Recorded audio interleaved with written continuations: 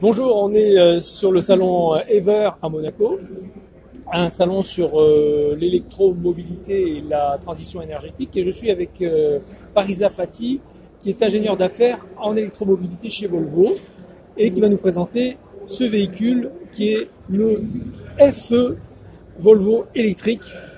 Parisa, ce véhicule est un porteur Ben. Tout à fait. Racontez-nous un petit peu ce qu'il en est. Très bien. Alors, ces véhicules, que ce soit le FE qui est exposé derrière nous ou le FL, sont produits en série chez nous en France depuis 2020. Et nous avons choisi d'être aujourd'hui dans le salon parce que le camion électrique a toute sa place dans un milieu urbain ou périurbain. Et pour montrer aux transporteurs que nous avons les solutions aux réponses de pollution, que ce soit sonore ou climatique. Et donc, avec ces applications, nous pourrons répondre aux exigences non seulement réglementaires, mais à toutes les prises de conscience qui se font de plus en plus au niveau des consommateurs. D'accord. Alors ce véhicule-là, tout électrique, 100% électrique. On se pose la question.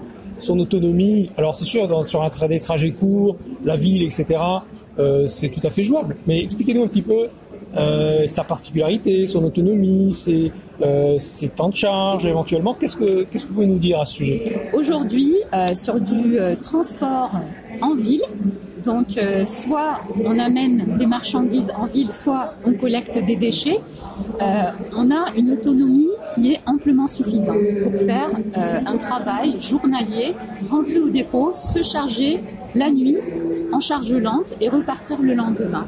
Donc aujourd'hui, la solution, elle marche et elle est prête. Voilà ce qu'on peut dire sur ces modèles de camions FE ou FL. Alors, je vois bien, ce véhicule 27 tonnes, si je ne dis pas de bêtises, est un véhicule qui peut circuler en ville ou en agglomération. Et bien entendu, il peut avoir un rôle très important dans tous les usages, parce qu'il n'y a pas que, là c'est une tribène qui se trouve sur le véhicule, mais il y a d'autres usages, d'autres types de carrossage. Tout à fait. Alors toutes les applications qui existent sur les véhicules diesel peuvent également être mises en place sur les véhicules électriques. Nous travaillons avec les carrossiers en France et beaucoup d'entre eux ont déjà manipulé les véhicules électriques. Ce qu'on peut dire également en termes de charge utile, aujourd'hui on a une dérogation jusqu'à 2 tonnes qui peut nous aider à supporter le poids supplémentaire des batteries sur ces véhicules-là. Donc ce n'est pas une problématique vis-à-vis de ça. Et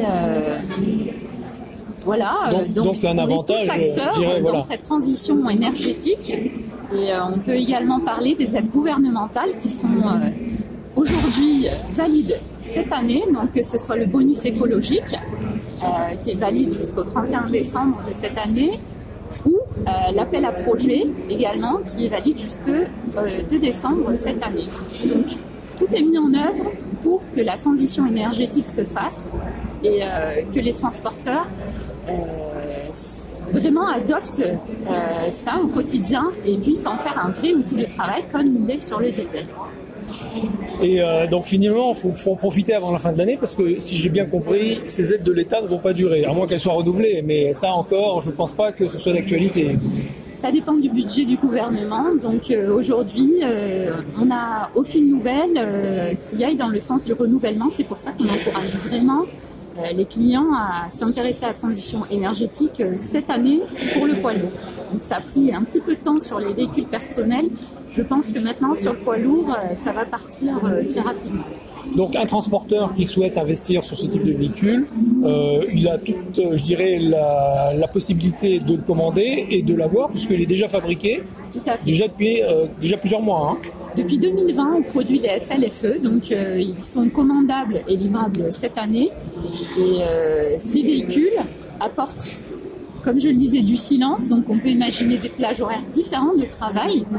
Et en termes d'autonomie, qui est la grande inquiétude, on a un outil spécifique qui nous permet, par dossier, par client, de vraiment vérifier au théorique, avant même de mettre en pratique l'autonomie du véhicule. Très bien. Parisa, je ne sais pas si vous avez quelque chose à rajouter. Moi, je pense que vous nous avez dit pas mal déjà. J'aurai peut-être la possibilité tout à l'heure de faire un essai et on ira le voir, j'irai un peu plus à l'utilisation, voir ce que ça donne. Tout à fait, je vous encourage. Et ces véhicules électriques sont non seulement aptes à faire le travail, et en plus ils ont été relookés pour que les transporteurs qui les utilisent puissent partager le fait qu'ils roulent en électrique, au-delà du fait que du coup le bruit est complètement différent et interpelle tout de suite. Voilà. Parfait. Donc les véhicules qui sont sur le salon sont venus par la route, ils ont été chargés sur des aires d'autoroute et ont fait beaucoup de curieux.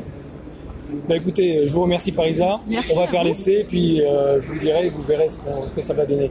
Merci beaucoup. Merci. À bientôt.